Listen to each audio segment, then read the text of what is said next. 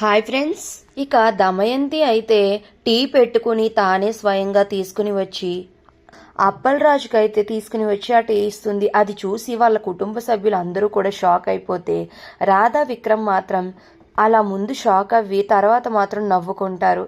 ఇక దమయంతి మాత్రం వీడికి నేను టీ ఇవ్వాల్సి వస్తుంది అన్నట్టుగా ఎక్స్ప్రెషన్ పెడుతుంది. ఇక తరువాత దమయంతి రూమ్లో అయితే వెళ్ళి చాలా కోపంగా ఏదో ఆలోచిస్తూ ఉంటుంది. ఇక అప్పుడే అక్కడికి రాధా వెళ్ళి, ఏంటండి ఇదంతాని, అసెంబ్లీలో ఉండి అధ్యక్ష అనే రేంజ్ మీది, అలాంటిది మీకు ఈరోజు అప్పలరాజు బాబాయ్కి టీ ఇచ్చే స్థాయికి పడిపోయారు.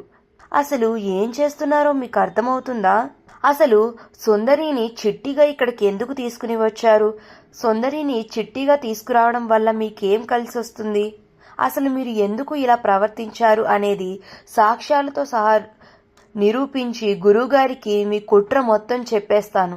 నేను చెప్పకముందే మీరే వెళ్ళి చెప్పేయండి, లేకపోతే మీరు చేసిన తప్పులకి ఈ దొంగ చిట్టిని తీసుకొచ్చినందుకు మీరు ఇంతకి అనుభవించేలా నేను చేస్తాను, గుర్తుపెట్టుకోండి అని రాధ అయితే దమయంతికి వార్నింగ్ ఇచ్చి అక్కడి నుంచి అయితే వెళ్ళిపోతుంది.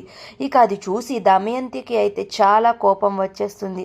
ఛీ, నా స్థాయి ఏంటి, నేనేంటి, అందరి చేత మాటలు పడాల్సి వస్తుంది, చెప్తాను, అందరి అంతు చూస్తాను, అందరి అంతు చెప్తాను అని అయితే దమయంతి అనుకుంటూ ఉంటుంది. మరి నెక్స్ట్ ఏం జరుగుతుంది అనేది నెక్స్ట్ రివ్యూలో తెలుసుకుందాం. వీడియో నచ్చితే ప్లీజ్ సబ్స్క్రైబ్.